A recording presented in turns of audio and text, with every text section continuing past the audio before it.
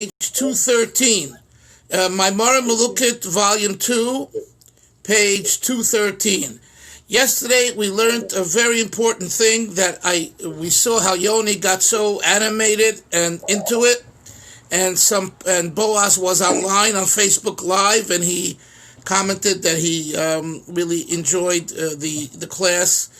What we learned yesterday towards the end is the importance of knowing the right strategy to deal with the Yetzer Hara, which Chasidus calls Nefesh Habamis, not Yetzer Hara. In Chasidus, you find the term Nefesh Habamis for the Yetzer Hara, Nefesh Elikis for the Yetzer Tov. And there's a difference, by the way, between the two, but we will leave that for another time. Anyway, and the Rebbe explained, the previous Rebbe, this Maamar was said in 1944, the Rebbe explained that you have to negotiate. You have to know how to negotiate, right? The art of negotiation. It's an art. The art of the deal. The art of the deal. If you don't know how to negotiate and cut the deal, you can be a gewaldige genius or even a fool, but you won't get anywhere.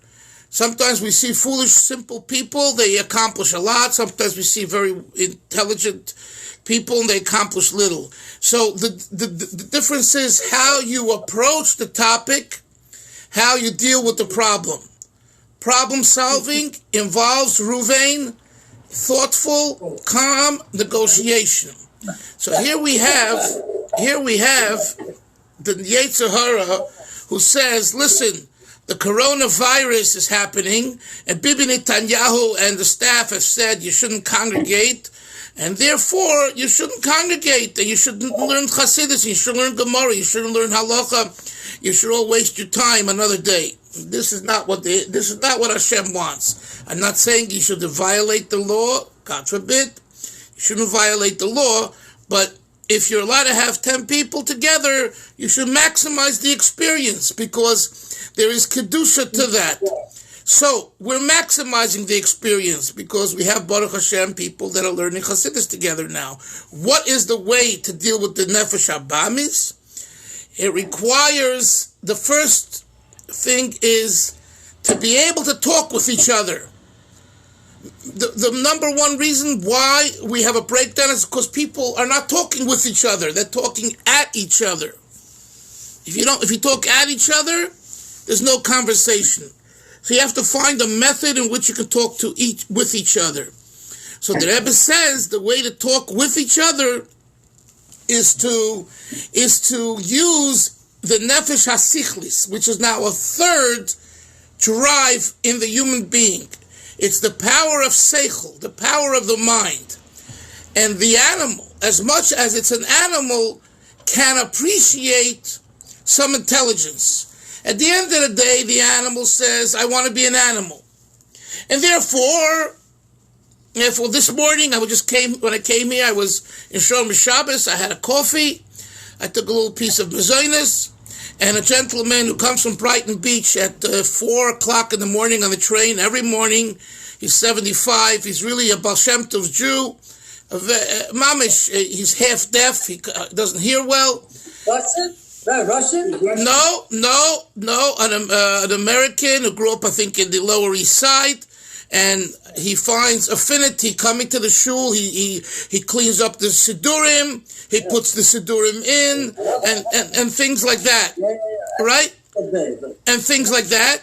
He does all that, but nevertheless, so he tells me, he says, take another piece of cake. He says, it's Marbin B'Simcha. Marbin B'Simcha, it's the month of Adar. I said, it's Marbin B'Simcha, it's also Marbin Bebeten. I had one piece, and I'm getting out of here, so I had to control myself, and Baruch Hashem, I didn't have another piece. Why am I saying that? Because the Nefesh Habamis wants me to have another piece, but it's unhealthy. So there's a little seichel that there's left over, and now, can you control yourself? Will you control yourself? Will you not? That's where seichel has to kick in. So the nefesh hasichlis, the intelligent drive in man, talks to the Nefesh Abamis, little seichel. It says, Behema, you're a behema. You just want to indulge and fresh and sleep and goof off and waste your time, but you won't amount to anything, right? You're young. What's your son's name? What's your name? Your name? Yisrael Tzvi. Yisrael, you're a young boy, and your brother just became bar mitzvah.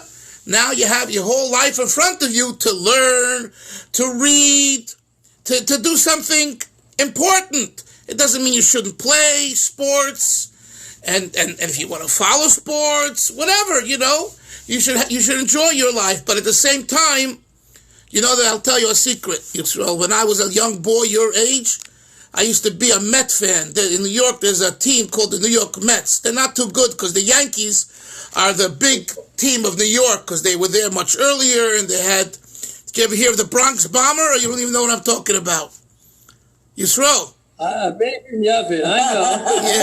Yeah. Did you hear of Babe Ruth? Did you hear of a guy named Babe Ruth? Nah, these guys, they're pure, these Israeli boys. Anyway, but I was a Met fan. The Mets were a new team, a new group, and they were not popular. And then in 1969, they won the World Series, which was a big chidush. They started, I think, in 61 or 62, and already in 69, they were world champions. So the whole world was talking about them. Wow, right? So I was a Met fan. That was 86. 86. Yeah, I'm going back to 1969. Reuven remembers. Reuven is... I got married in 1969. Okay. I got born. That also was a miracle. Was that Tom Seaver? Was Tom Seaver on that team? Yeah, Tom Seaver. He was a great pitcher. Tom Seaver was the great pitcher. MVP of the league, maybe. Anyway, why am I telling you this? So this is to the boys, but I was in yeshiva, right? And we learned, and we davened, and we played ball. I was a very good student. And the first thing I did when I came home is I did my homework. My Zaydiel Shalom, who was a survivor from Poland, he bought me a chumash in Yiddish, with Yiddish taich. That was my first language. And he would sit with me, put me on his knees, and he would review the chumash with me that I learned in yeshiva. And I learned it. And I finished my homework, and then we had supper. And then I was able to, if I wanted to follow the Mets, I was able to follow the Mets. What am I saying to you? There's time for both. Radio? What? On radio, yeah. So my point is, I'm not telling, your parents have to give you the instruction, and your rebbes and your teachers, but the point is that there's a way of negotiating with the Yetzer Hara. The Yetzer Hara says, goof off. You say, I'll goof off later. Right now I want to concentrate, I want to learn, I want to have information. And you get that information, because what you get when you're young, you'll never get later in your life, because your mind is fresh. You're a fresh vegetable. You're a fresh fruit. You're not, and we say in Yiddish, farfoilt. You know what farfoilt? It's a good Yiddish word. Farfoilt means rotten. No one wants to eat a rotten apple. No one wants to eat a rotten pear. It's ugh, right? If something's fresh, samachaya, it's fresh. When you're young, your head is fresh. You get older, like some of us here, our heads already are getting unfresh, and that's why we learn every morning to make ourselves fresh. See, what we take, Yisrael and Menachem, is people who are older, middle-aged to older, and we're refreshing our heads. And that's what we have to do with the Nefesh Abamis. We have to refresh the heads of the Nefesh Abamis. And the Rebbe said, hello guys, and the Rebbe said, then he said an important thing. He said, hello? What happened to the video? We see you. We see you. Oh, one second. So then he says that what does this practically mean? He says there's what we call weltliche anochas. You know what weltliche anochas means? Worldly attitudes. Worldly attitudes means the world says you have to wear a tie. And it used to be this way. It's not this way any longer. And the tie has to be exactly straight. So the Rebbe in 1956, Purim, everyone's saying L'chaim, and the Rebbe turns to a very big Talmud Chacham and he says, today is Purim. Hashem should help that you should vacate, you should leave your attitude of having to have your tie be exactly straight. It was and also his tie had to match the color of his socks. So the Rebbe said to him, that's, I understand you want to wear a tie, fine, but it has to be exactly straight. Why? Because the world says if it's not exactly straight, you're not a good person, you're a shlemazel, you're a shlump. There is to break the worldly attitude, or let's say the whole idea of there are people who, like I told you yesterday, they wash their hands, but they're not careful, Yisrael. When you wash your hands, there's a halachas. The first wash, the second wash, the handle shouldn't be wet. I mean, there's complicated halachas, laws regarding washing. The point is, someone says, I just washed my hands, what do you want from me? Be thankful I'm washing my hands. Now that's good for someone who doesn't know any better. You're right. But someone who knows better, who lives in Ramat Bet Shemesh, who's going to yeshiva, who's learning Torah, that's not an excuse. That's why you're here. You're here to find out the details and to learn the details and to understand the details. So this, the Rebbe says, is part of what we have to educate the Nefesh HaBamis. Let us continue now, 213, chapter Beis. This is a more difficult chapter, but we will get through it. Remember, this Maamar is about Matza Zu. What is the issue? What is the importance of this matzah? And why do we eat matzah? And what is matzah? So the Rebbe says, to understand this, we first have to introduce the whole concept of Golus, the Egyptian exile, the Egyptian Galut, and also what? The Yetzias Mitzrayim, the Exodus, the leaving of Mitzrayim. Ba'avoida b'nefesh ha'adam. What does that mean, Ari, in our service of Hashem? What is the idea of Golus Yoni and Tzias Mitzrayim in our own soul? The Hine Yedua, the Mitzrayim, who made me. Look at the word Mitzrayim. Yisrael, you see the word Mitzrayim? Mitzrayim is made of 6 letters. Don't count the dollar. The first dollar means the. Forget about the. Mitzrayim is 6 letters. Mem, Tzadik, Reish, Yud, Mem. Meitzar, me. Right? The Yud Mem you can reverse. Sorry, it's 5 letters. Apologize. 5 letters. Meitzar, me. The constraint. Meitzar comes only from the word tsar. The narrowness. Meitzar, me, of me. Me, who pchinas bina. Me is the level of bina. Bina means understanding. V'yedua, it's known, the whole latest v'izgalus hamidas who pchinas bina. All birth and all revelation of emotions comes from bina. If you understand something, and you understand why it's important, or why I should be close to it, or why I should be far from it, then you gravitate towards it. If you understand why it's awesome and you should stay far away, you stay away. So the emotion, Yoni, the midos, the emotions, are a derivative of bina, of understanding. Ukamashikosov, the Leah Yolda Shishabonim. The Torah says, Ari, Leah, one of Yaakov's wives, had 6 children. Leah, it says in Kabbalah, Hupchinas Bina, is the level of Bina. V'shem HaGedoyla, Leah. V'shem Hashem, V'shem Hey, Gedoyla, Leah. And the name of the elder one, the older sister, is Leah. V'shisha Bonim, Heim Shisha Midas. The 6 children that Leah had are the 6 emotions Shenoildim min Bina, that are born from Bina. There is a verse which says in Mishlei, based on your intelligence. Yehulal ish, man will praise. How much praise does one give? Only based on the amount that you understand. Shekol hanhogas hamida isu me'aseichel. All behavior of emotions, all emotional behaviors are based on the amount of intelligence you have.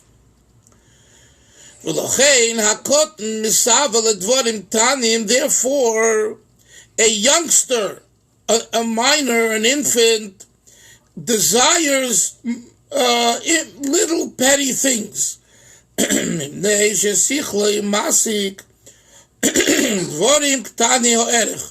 Because the capacity, the brain capacity of a youngster is little, is not much, is right?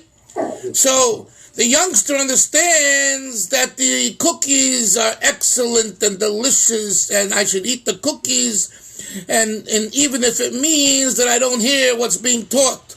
Why? Because to me, eating the cookies is more important. I'm giving you an example. I'm not saying you can't do both, but I'm just saying, right?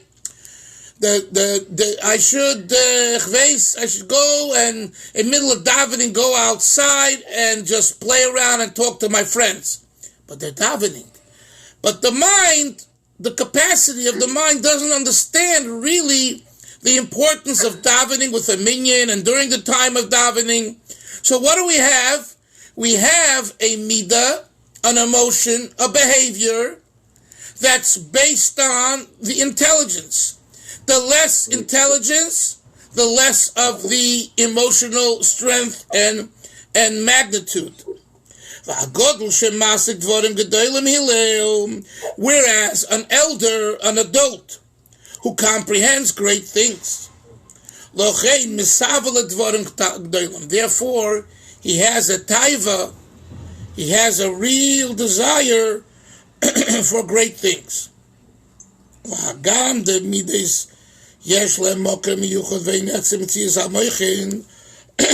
although the emotions have their own source, and they aren't intellect. Now, what we're talking about here is like this, Yoni. When we say, Hillel, that the 6 midos are triggered by Bina, it doesn't mean to say, this is what he's saying now, it doesn't mean to say that the emotions don't have their own place in the soul. They do. A triggering means access. There's a difference between accessing something and it being created by that something. So he says it's not being created by that something, it's being accessed by that something. But it's not the essence. The etzem has its own, the midos have their own source in the essence. Look at this, he says, Menachem, follow, Mekayram Limayla Mimkor Hamochin. The source of the emotions are higher in the soul, in the nefesh, Yoni, higher, greater than the source of the mind. Top of page 214, it says in the Zohar, and he quotes, Abba v'ima, father and mother, b'mazola is kalilu, are incorporated in the mazel. Uzeir ampin, and the small faces, which is the emotions, ba'atika ochad v'talya, are hanging and dependent on atik. A little Kabbalah, but what does it mean? Listen to this. Abba v'ima. Abba's chokhmah, wisdom. Ima is bina, right? The mother develops the child's 9 months, just the pregnant period, and then there's a child. Abba v'ima b'mazol is kalilu. They're included in the different mazolos. Mazolos are not the highest level, but uzeir ampin, the small face, is referring to the midos, the 6 emotions, the 6 attributes. Ba'atika achid v'talya. They are depend achid miyuchad and talya dependent totally on in atik. Atik is the highest level of keser. the crown. Mikol Mokim, says the Rebbe, that's true. Nevertheless, latest of his Galos Hamida, this is what I said, the access. He says the birth and the revelation of the Midah, hu maseichel dafke. So the intelligence Yoni forms the way the Midah will look. Yes, the emotion has a place in the soul itself.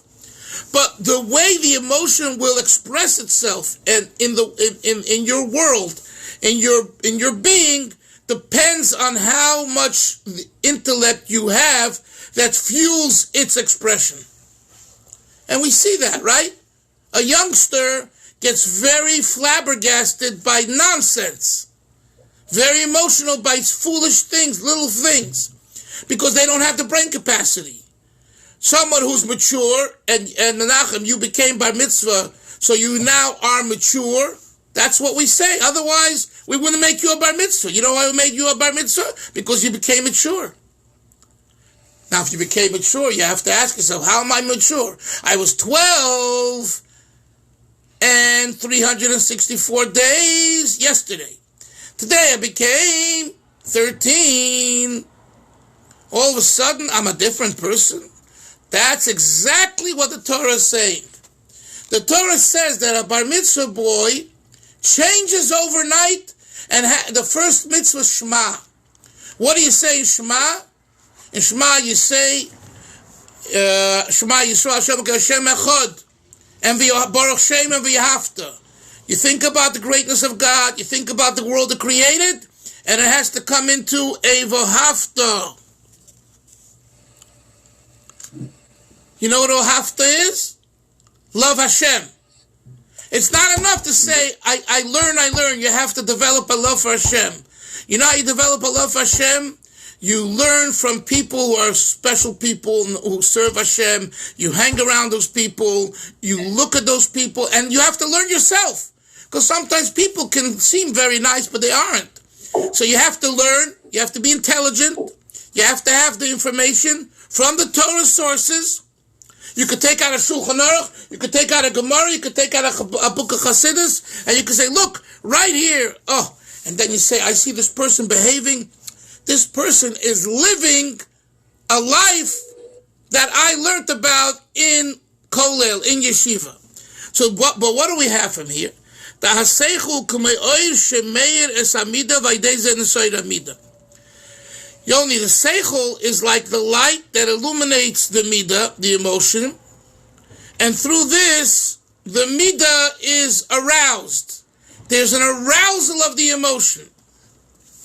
Rabbi, yeah. At what point does the nefesh elokis take over from the nefesh sichlis? Wait, you got it. Yeah.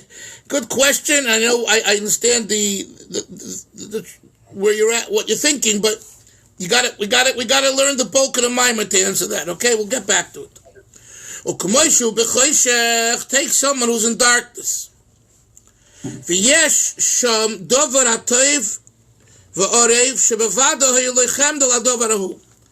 There's something in front of you that's very good and sweet that you wish to have. But since it's dark and you don't know where it is, right? Let's say you have to go down to your basement to get something, a good bottle of wine. It's a delicious bottle, a good bottle, but guess what? It's totally pitch dark in the basement.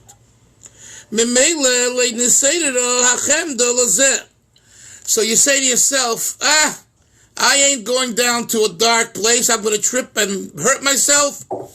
You lose your what? Yisrael? You lose your desire and wish to get that good bottle of wine. Okay? What? Ratzon. The chemda. He says the word chemda. Yeah, the desire. Why? Ayin roeh. Our eyes see something. Oh, it looks good. V'halev chomet. And the heart desires. Heart has a taiva. So too, the intelligence, the logic, it illuminates the emotion, Hillel, and it shows the person there's something good over here. וכמוי המגל לאחד שיש עצר נכבד שיסיירה ברוצה וחמדה לזה. Here he says the language rotzen. Take for example someone who shows someone else a treasure, a great treasure, and he says, go for that treasure. Surely he has what? He has a desire to get the treasure.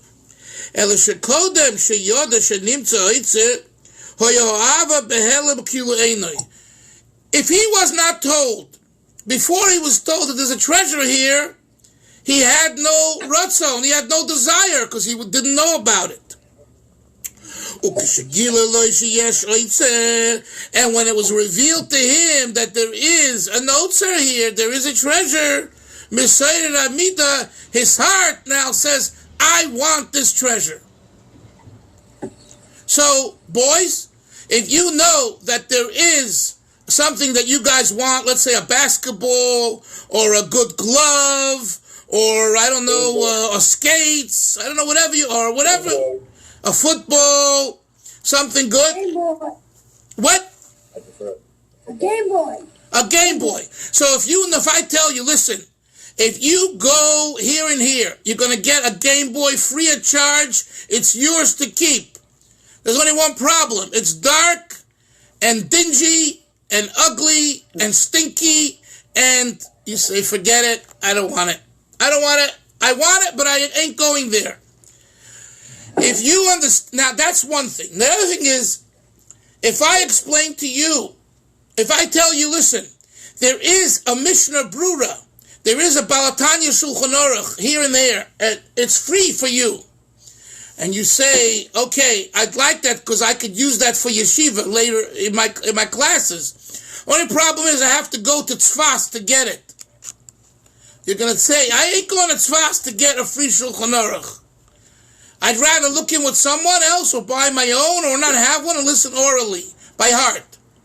In other words, the seichel, listen to what we're saying here, kids.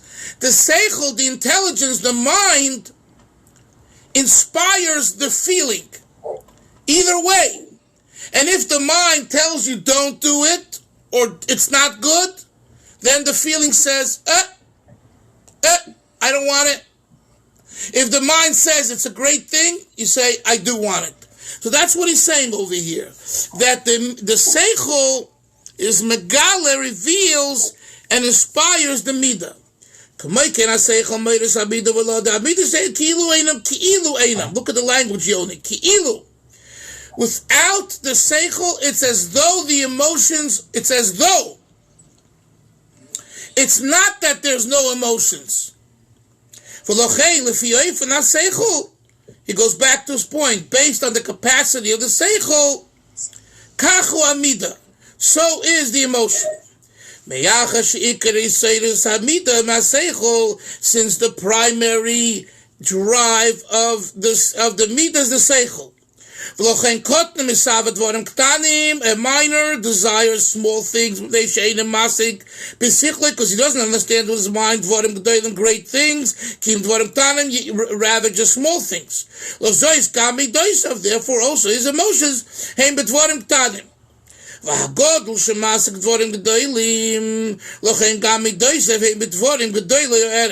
someone who's a gadol, who's an adult, who understands and appreciates great things, therefore his emotions are also for great things. He doesn't waste his emotions for minor silly things.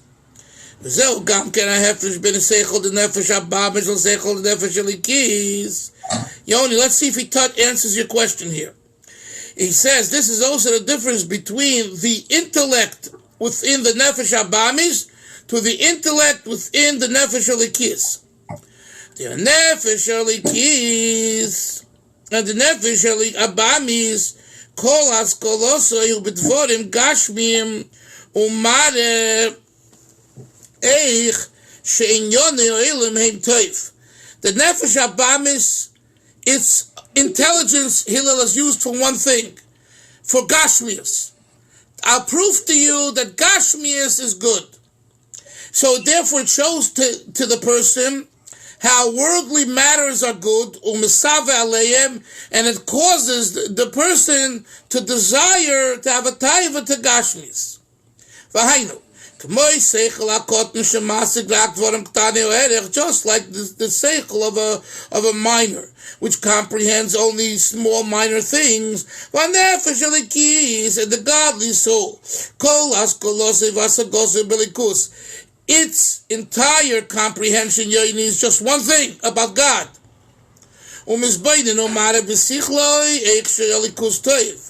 And the Nefesh Elikis contemplates, and it shows with intelligence how godliness is the good thing. Its entire desire is just to be with God. So we have this difference of use of intelligence between the Nefesh Abamis using intelligence to justify its being a behemoth, its being an animal, desire, and the Nefesh Elikis using intelligence to be more godly. When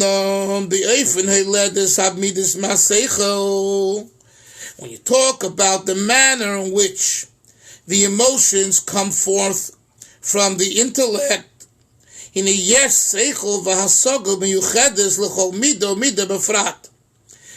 is an intelligence, a logic that's individualized.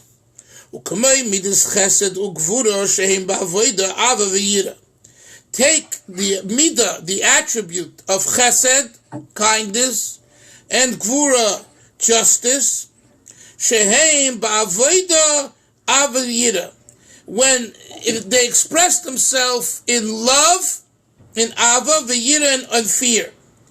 Yes, is bonus miuchedes hameiredes esavam.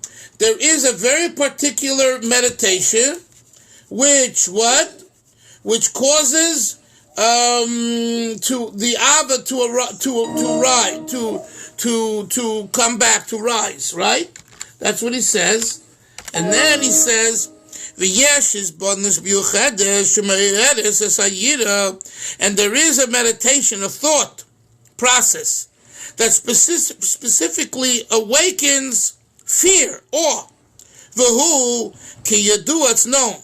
Shi'ava mikarov v'yira mirochik.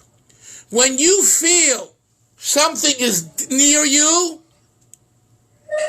then you gravitate towards it, right?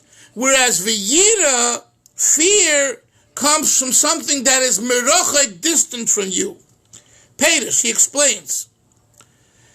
The teva avo liskarev lizdabek el adover hanehav. The nature of love is to be attracted and close to the thing that you love. Uveteva hamayim lidabek. Water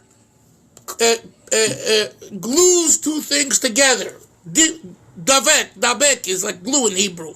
It brings two things together. You hear this language, Moshe? It comes through the closeness of the lover, the loving, and to the lover.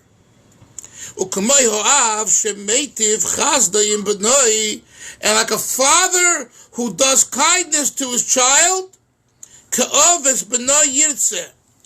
and he does it with the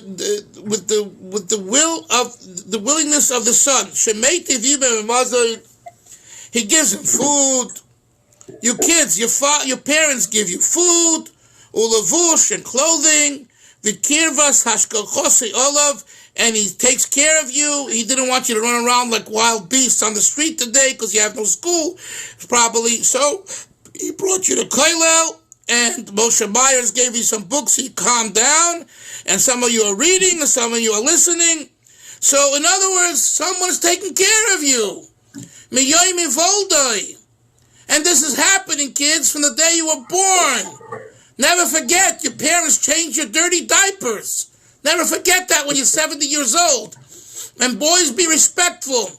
If you need that to set you straight, remember who took care of you when you were a little baby crying and running around and, and hacking a chinik?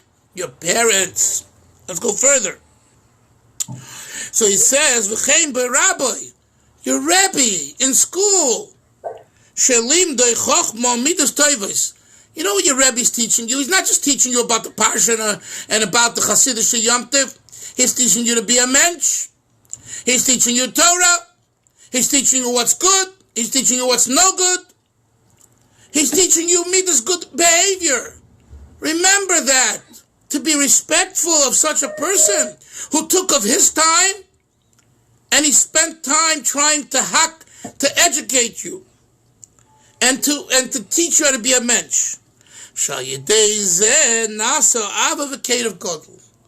When we realize that, Yoni, we have a love for that person. I'm always thankful to my Rebbes and teachers who taught me, and I learned so much from them. Baruch Hashem, I could say I had a excellent relationship with them, and not that they were perfect, not that they didn't have flaws, but the gain was greater than the loss. So that makes me have a ava, a feeling of love, the care of Godel, mehaben v'talmud elav rabbi, from the son and the student to his father and his teacher.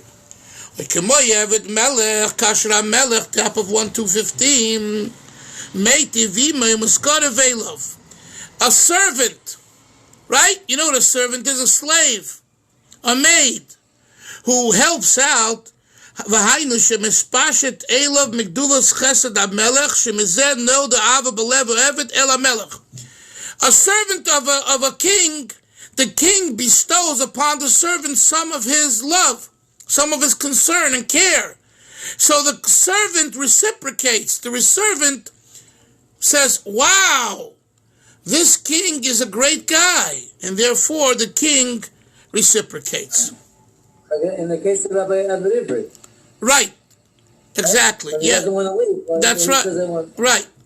Especially if the slave realizes the greatness of the king. And nevertheless, even though we have here a great king, all the kids, all the slaves, recognize and want to be close. And the slaves are shvalishim. The slaves are, they're from the lowest rank of humanity.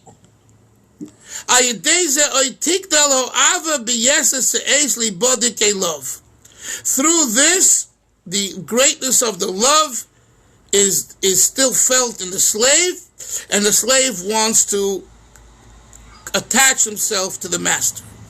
We're going to stop here and continue tomorrow. What's going on over there? I see that you guys are more, and they're moving chairs.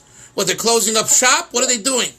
You have to be 3 feet apart, and you can only 6 feet, and you can only be in a mission of 10 people. They only let you get together. And if not, what? You're going to get a ticket, and they're going to close the shul? What? Yeah, they do tickets. I think they're doing tickets, but they're not coming around to shuls, but they're going around to like restaurants. Weddings. All restaurants, all the chairs are up. You can't sit, but it's only takeout. Takeout, yeah. Only takeout. Okay, Hashem should help. The schus of our Torah learning should end this fear and issue, and we should take bizoiche to a good day and only health and good happiness. I to everyone. Bye. Bye-bye.